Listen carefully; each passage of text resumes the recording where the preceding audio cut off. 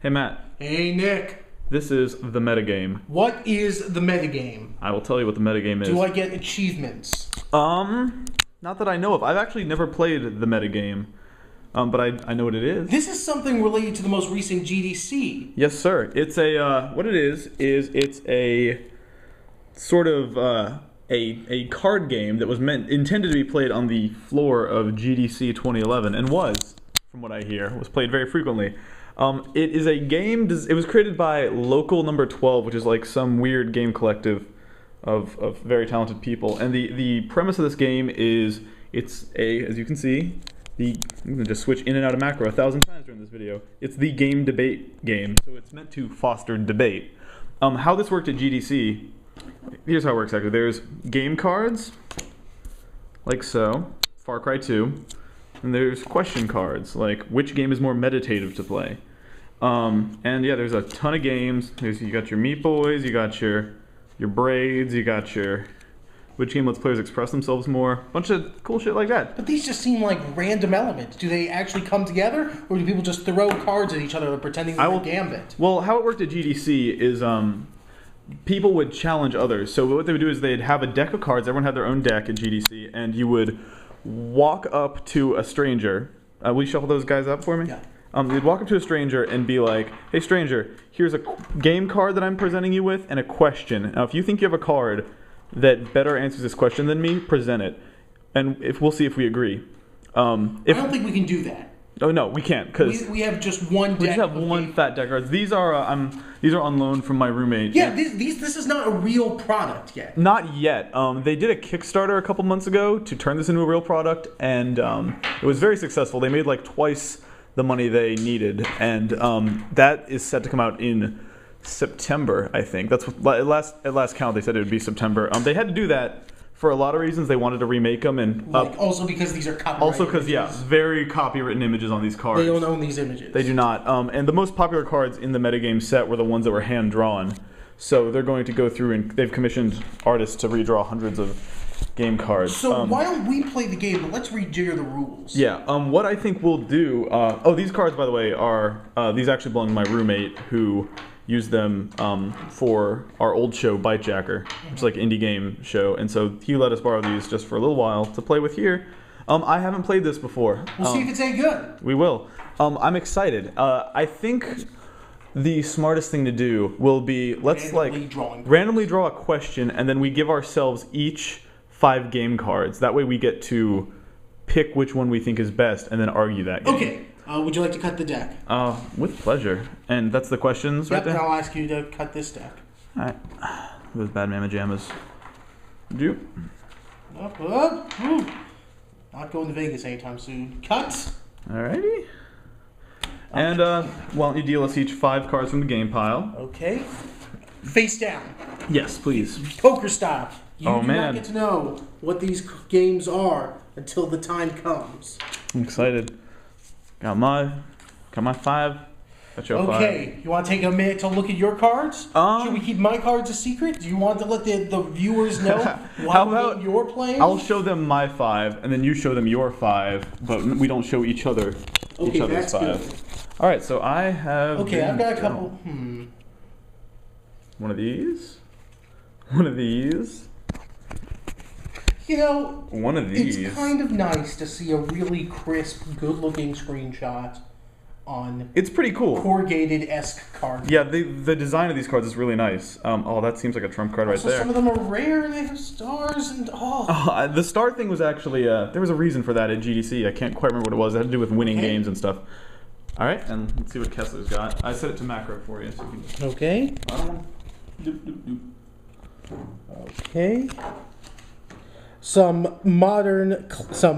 total classics, some games with indie cred, some modern classics, and some games that are revolutionary.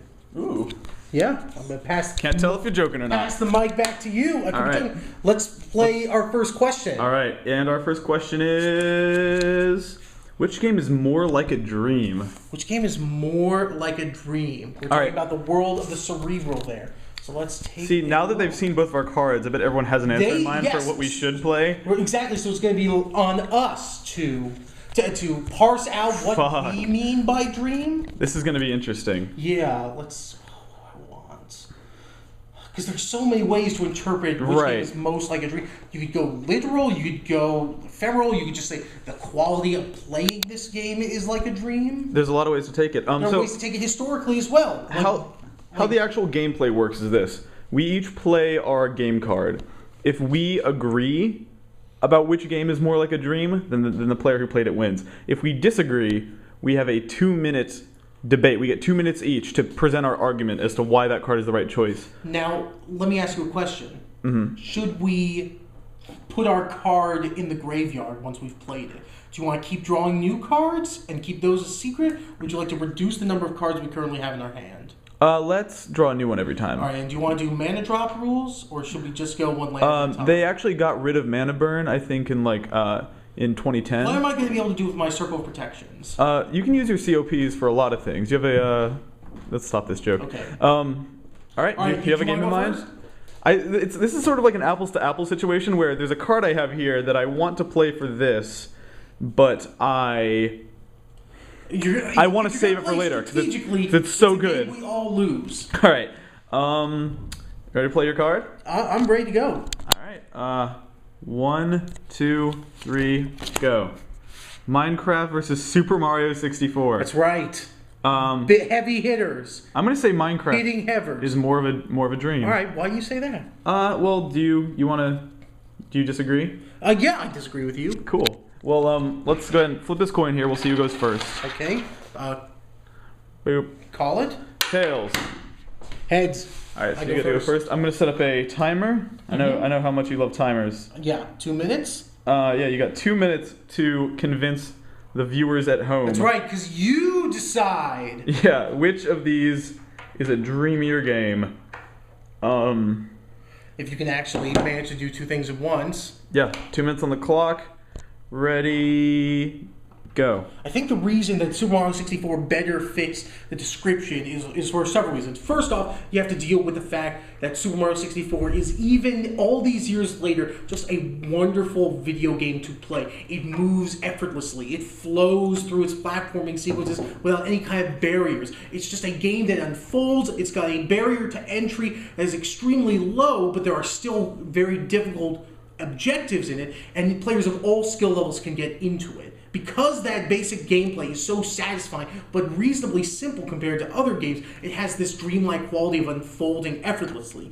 But beyond the gameplay quality, Super Mario 64 also has this great range of abstract locations that go to all of these strange places, and that's the more literal definition of the terms of the dream. You're going to lava worlds and mine worlds and snow worlds, you're riding on penguins, you're just moving from abstract location to abstract location without any kind of real transition to it. You're just flowing into it, which is sort of the way that dreams work in the first place.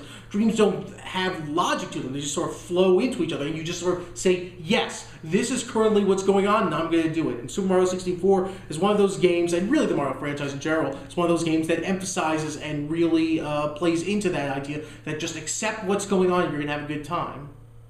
All right, or you're going to be naked in the classroom. Cool. You don't have to use your whole 2 minutes if you don't like. I'm not. I'm done. Awesome. Well, that was very well done. I'm intimidated.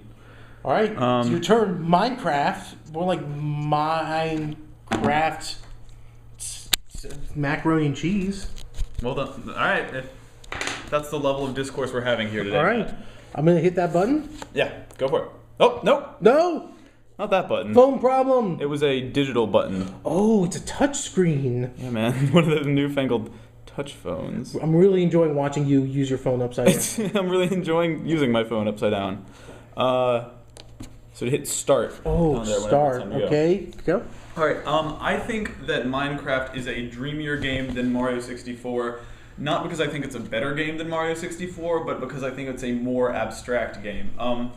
Mario 64 does have those elements of, moving from place to place in a sort of unintuitive way, in a dreamlike way, but ultimately, the lava worlds and the growing and shrinking worlds are all traditional platform staples. They're all levels that fit into the platforming, it's not doing anything that video games haven't done before. So by arguing that Mario 64 is especially dreamlike, I think what you're arguing is that all traditional platformers are dreamlike, which I don't think is necessarily the case, whereas Minecraft is a game with no real specific objective necessarily. It is massively abstract. It is very much about a vibe. It's very much about relaxation and sort of just exploring this area with no real idea what you're doing there or why, which is very dreamlike. It's got that ambient music. It's a very ambient sort of experience, and it just, I don't know. I feel like I have had dreams that resemble Minecraft. I don't feel like I've had dreams that resemble Super Mario 64 necessarily.